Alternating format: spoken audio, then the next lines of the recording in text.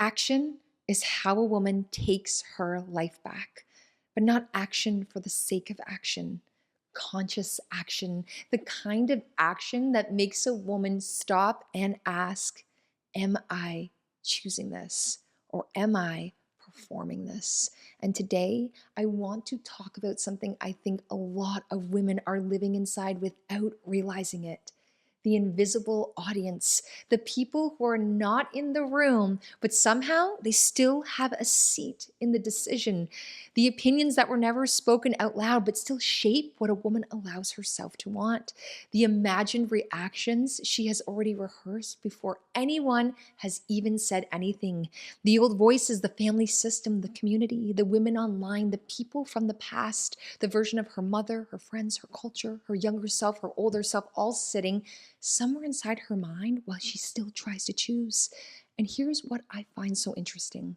A woman can be completely alone and still feel watched. She can be standing in her kitchen, sitting in her car, looking at her phone, making a decision about her own life and still feel like she has to make it understandable to people who don't have to live with the consequences. That is the part we need to look at.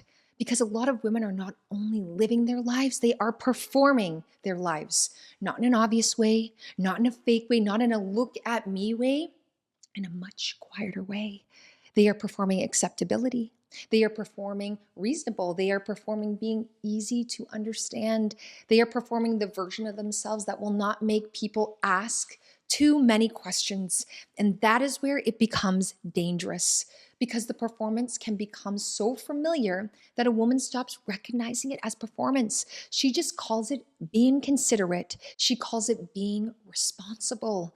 She calls it keeping peace. She calls it not wanting drama. She calls it being realistic. But underneath it, something else may be happening. She may be building a life that can be defended instead of a life that can be lived. That sentence matters. A defensible life is not always an honest life. And I think a lot of women have become very good at choosing the life they can explain. The relationship, they can explain. The career, they can explain. The version of motherhood, they can explain. The body, they can explain.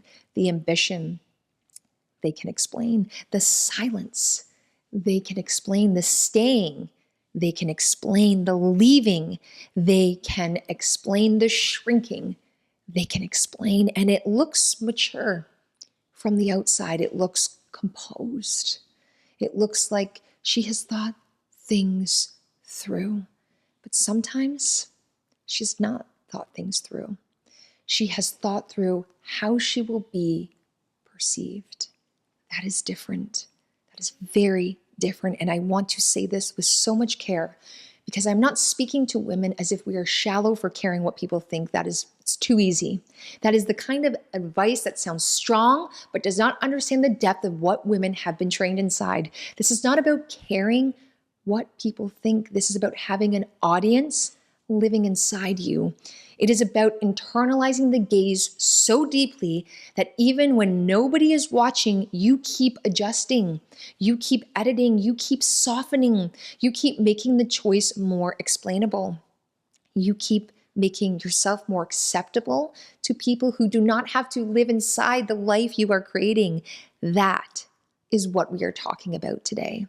The invisible audience, the life you keep performing for people who are not even watching. I'm Raquel. This is the Actioned Woman.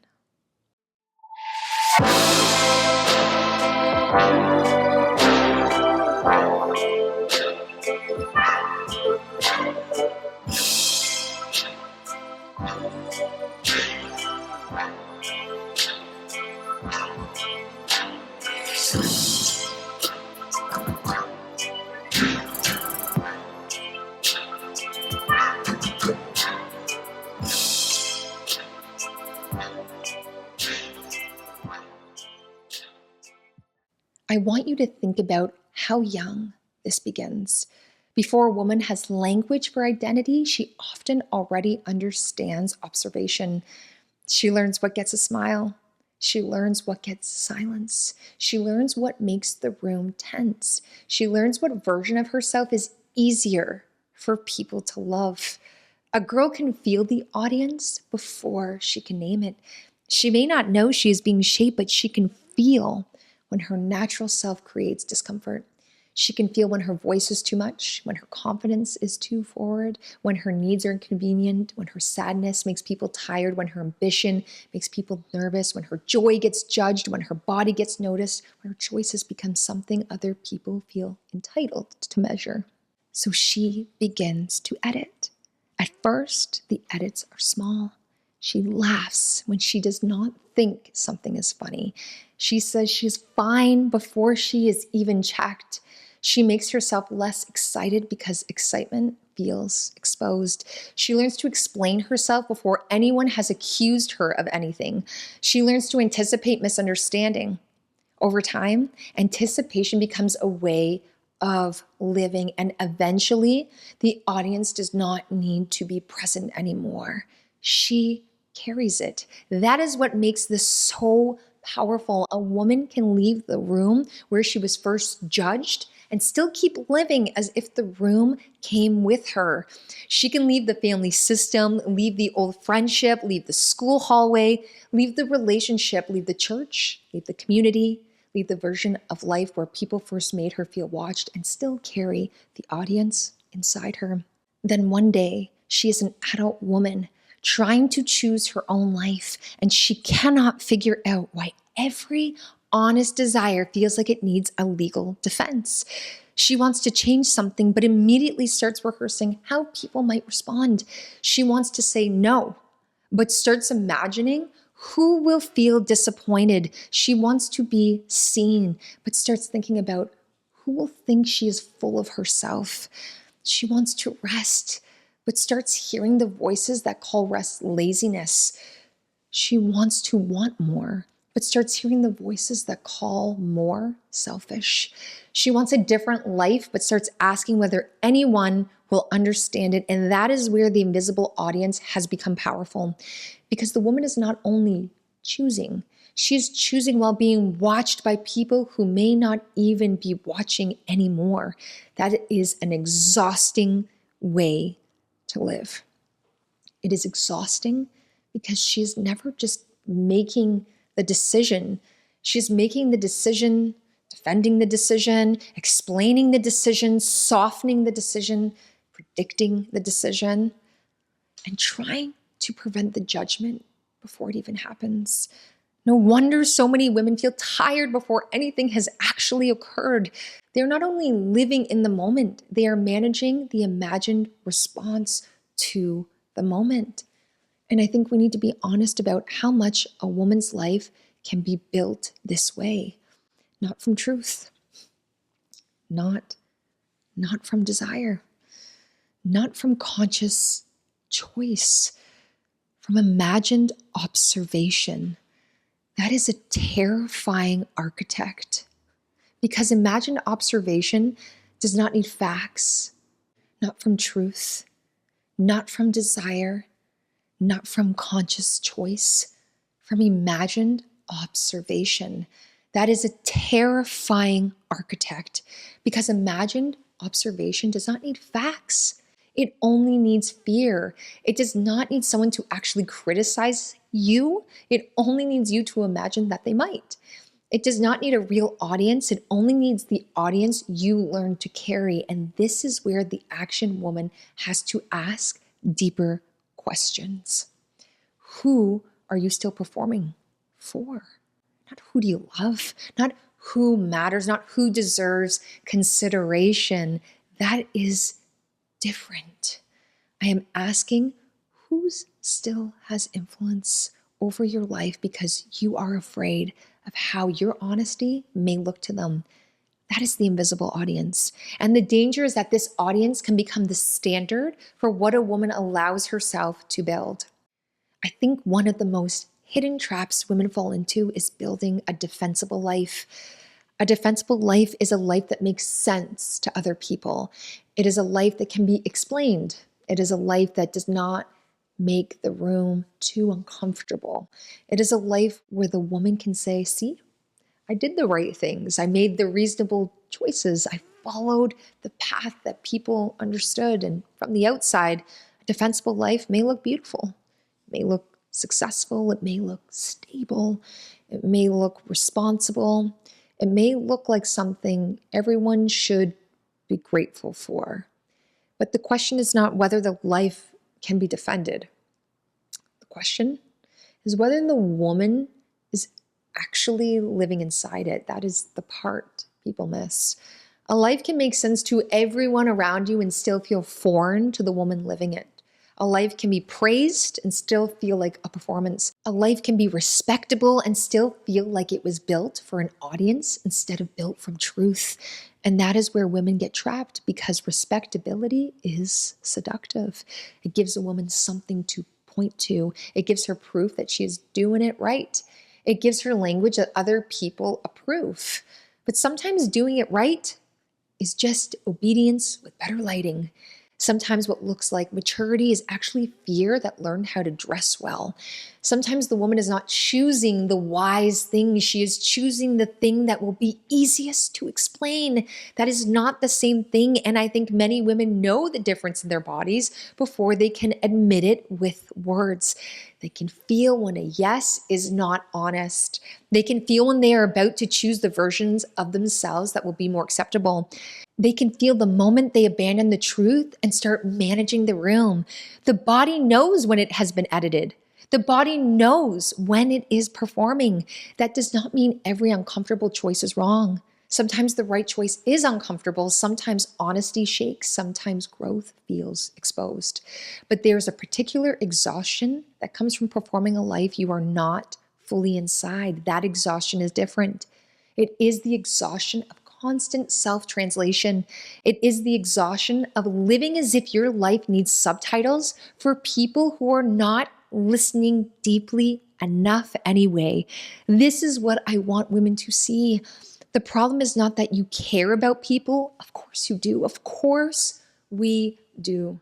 The problem is when you start choosing what can be defended instead of what can be lived. A defensible life will always ask, how will this look? An honest life asks, is this true? A defensible life asks, will they understand? An honest life asks, can I keep abandoning what I know? A defensible life asks, can I explain this? An honest life asks, can I live with the cost of not choosing it? That is the split. And this is where a woman has to be careful, because she may think she is being thoughtful when she's actually being watched. She may think she's being kind when she is actually performing acceptability. She may think she is making a careful decision when she's really trying to avoid becoming misunderstood. This is not about becoming reckless. This is not about disregarding the people you love. This is not about making impulsive choices and calling it freedom. This is not the action woman. This is about noticing when the imagined audience has become the hidden standard of your life. Because no woman can consciously build while she is still asking invisible spectators for permission. That is how the actioned woman thinks and takes action. Here's the part that I think makes this so hard. At first, the audience may have been real.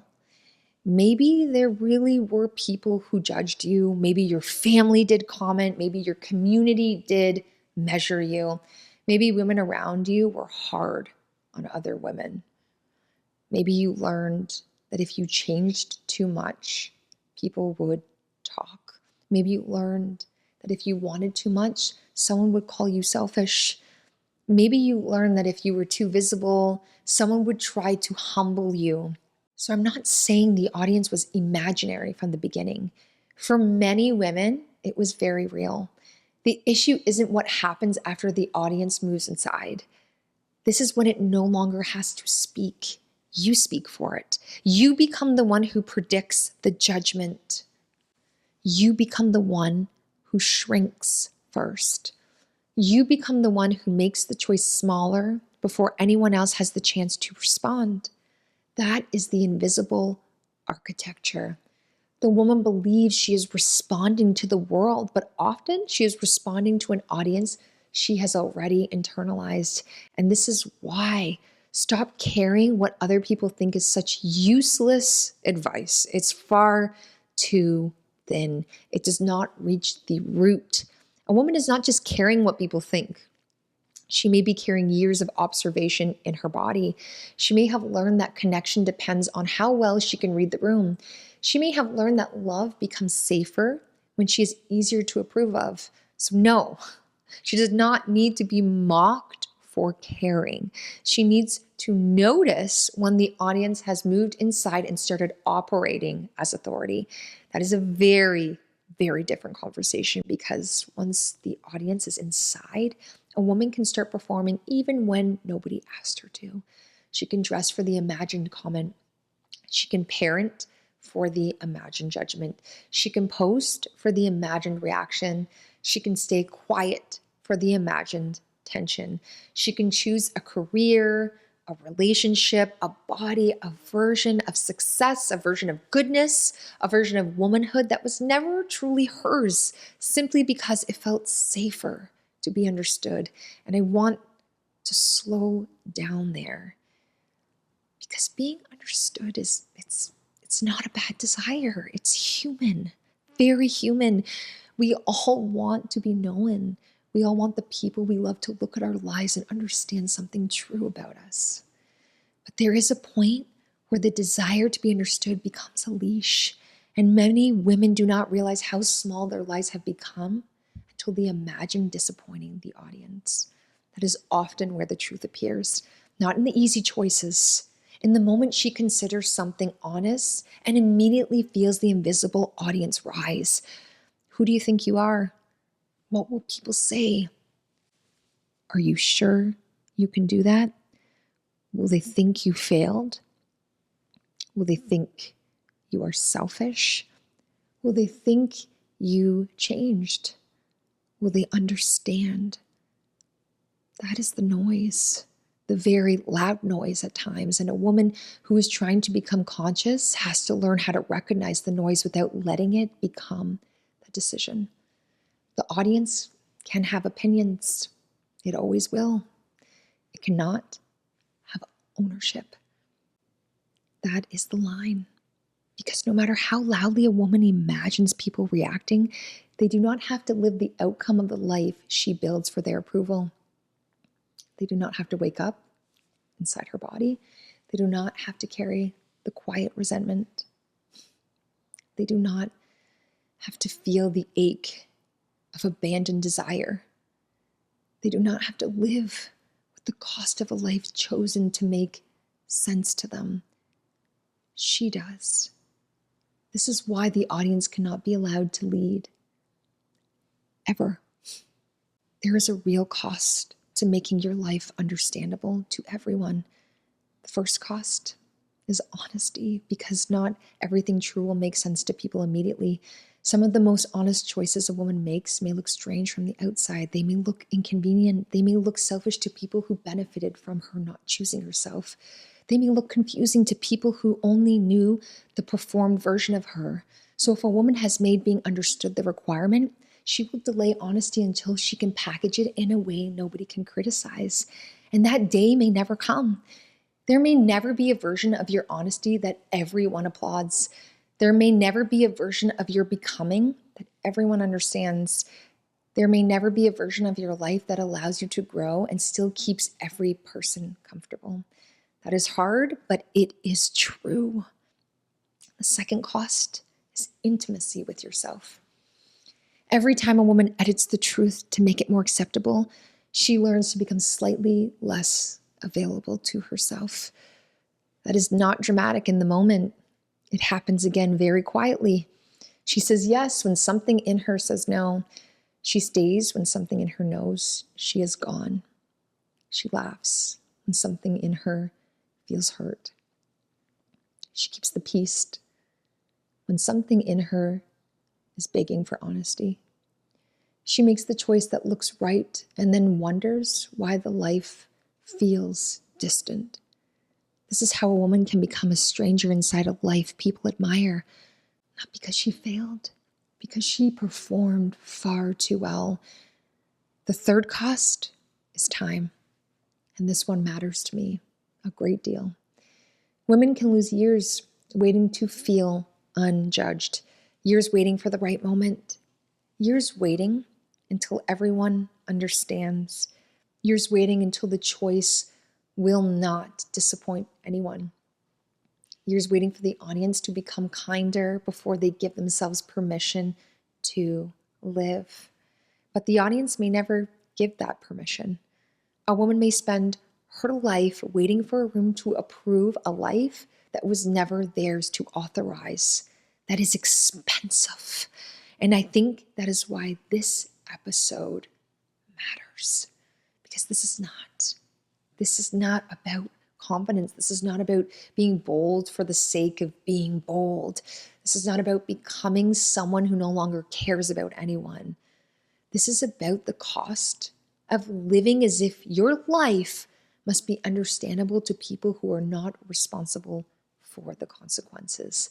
That is the expensive problem, a very expensive problem. A woman can spend decades building a life that looks acceptable and still never feel at home inside it. That is not small. That is not motivational content. That is the architecture of a life built for observation instead of authorship. And at some point, a woman has to ask herself, am I choosing this because it is true or because it will be easier to explain? That question can change everything. This is where I want to give this a name that a woman can actually use inside her life. The audience check. Not a worksheet, not a performance, not another self-improvement ritual, just a moment of honesty before the performance takes over. The audience check asks one question first. Who am I imagining in the room right now? That is it. Before the apology you do not mean, before the yes that costs too much, before the post you edit until it no longer sounds like you, before the dream you dismiss because it feels too visible, before the truth you soften so nobody gets uncomfortable, before the choice you make because it will be easier to defend, ask yourself, who am I imagining in the room right now? Because there's almost always someone, a parent, a friend, a partner, a critic, a community, an old version of yourself, a group of women you have decided are measuring you, a future audience you are trying to impress before you ever have begun. And once you can name the audience, the next question is this: do they have to live the consequence of this choice? That question brings the woman back to reality, because many of the people we perform for do not have to carry the life their opinion helped create. They may have thoughts, they may have reactions, they may misunderstand, they may judge, they may be disappointed, they may even talk, but they do not have to live the life. You do. That does not mean their feelings do not matter. It means their feelings cannot be the architect. The audience check is not about being cold or becoming cold. It is about becoming clear. It is the moment a woman separates consideration from performance. Consideration says, I care how my life affects the people I love. Performance says, I will abandon what is true so nobody has to feel uncomfortable. Those are not the same. And I think many women need that distinction because they have been taught that any choice that creates discomfort must be selfish. That is not true. Sometimes discomfort is the sound of a pattern losing control. Sometimes discomfort is what happens when the performed version of a woman stops being available. Sometimes people are not upset because you are wrong. Sometimes they are unsettled because you are no longer playing the role they understood. That does not make them evil. It makes the moment honest. A woman does not have to make everyone else the villain in order to choose herself. She simply has to stop making their imagined reaction the ruler of her life. That is the work. Who am I imagining in the room? Do they have to live the consequence? What would I choose if I did not need this to be understood by everyone? That is where the performance begins to loosen, not all at once, not dramatically, in the small moment where a woman catches herself editing and decides to tell the truth anyway. In the moment where she feels the imagined audience rise and does not hand it the microphone. In the moment where she realizes she can care and still choose. That is conscious action, not rebellion, not performance in the opposite direction. A return to authorship. There's something tender that happens when a woman starts dismissing the invisible audience. At first, it may feel like loss because the audience, even when it judged her, gave her a structure. It told her what would be praised. It told her what would be safe. It told her what would make her acceptable. Living without that constant audience can feel disorienting at first. A woman may think, who am I if I am not editing myself for them? That is a real question because performance can become identity. If she has spent years being the acceptable one, the impressive one, the easy one, the composed one, the strong one, the reasonable one, then honesty may feel almost reckless in the beginning. It may feel far too exposed. It may feel like she's doing something wrong. And that is where she has to stay awake.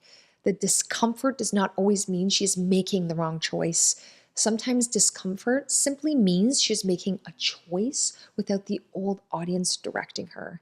There's a strange loneliness that can come with that. The moment a woman stops performing, she may realize how much of her life was being built around being approved. That can hurt. It can definitely bring grief. Grief for the years spent making herself understandable. Grief for the choices she delayed. Grief for the parts of her she edited before they ever had a chance to be known. But on the other side of that grief is something powerful. Quietness, not emptiness. Quietness. The kind of quiet where a woman can finally hear herself without the crowd inside her head. The kind of quiet where desire is not immediately cross-examined by imagined judgment. The kind of quiet where she can ask what is true and actually wait long enough to hear the answer. The quiet is where authorship begins because a woman cannot consciously build a life if every room inside her is filled with spectators. At some point, she must clear the room. She has to decide who actually belongs in the conversation. She has to stop giving permanent seats to people who only ever taught her to shrink. And again, this does not mean she stops loving people. It does not mean she stops listening. It does not mean she stops considering impact. It means she stops confusing an audience with authority. That is the difference. The audience may witness. It may react. It may misunderstand. It may clap. It may criticize. But it cannot live for her. So it cannot lead for her. A woman's life cannot be built for people who can only see pieces of it. It has to be built from the truth of the woman who has to live the whole thing. That is where she comes back, not louder for the sake of being loud, not rebellious for the sake of proving something, just more honest, more present, more willing to choose without turning her life into a performance for invisible people. And that is the woman I am interested in. The woman who no longer needs every choice to be understood before she can trust it. The woman who can withstand being misunderstood without abandoning what she knows. The woman who can care deeply and still stop performing. The woman who can say, I love you, and I cannot build my life around the version of me that makes you most comfortable. That is not selfish, my woman. That is authorship. So here's where I want to leave you. Who are you still performing for?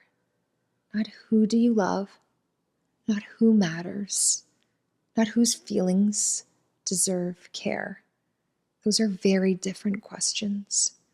I'm asking who still has a seat in your life because you are afraid of how your truth may look to them. Whose imagined reaction still changes your decision? Whose disappointment still edits your voice? Whose misunderstanding still makes you shrink? Whose approval still feels like permission? That is the invisible audience. And the moment you can name it, you can begin to question it. You can ask whether that audience actually has to live the consequences of the life they are influencing. You can ask whether you have been choosing what is true or what is defensible. You can ask whether the life you are building belongs to you or the version of you that learned how to be watched. That is the audience check. Who am I imagining in the room? Do they have to live the consequence? What would I choose if I did not need this to be understood by everyone? Start there. Because a woman does not take her life back by becoming careless. She takes it back by becoming conscious of the audience she has internalized, conscious of the performance she has mistaken for peace, conscious of the ways she has made her life more explainable than honest. And then she begins to choose differently, small at first, a truth that is not over-softened, a no that does not come with a full essay, a yes that comes from desire instead of approval, a step that may not be understood but is finally honest. That is how the performance starts to end, not all at once, one unedited choice at a time. The invisible audience may still speak, let it speak, but it does not get to direct the life. At some point, a woman has to stop performing for people who are not even watching and come back to the only person who has to live the whole life, herself. This is the Action Woman. Thank you for being here with us today, and we will see you next time.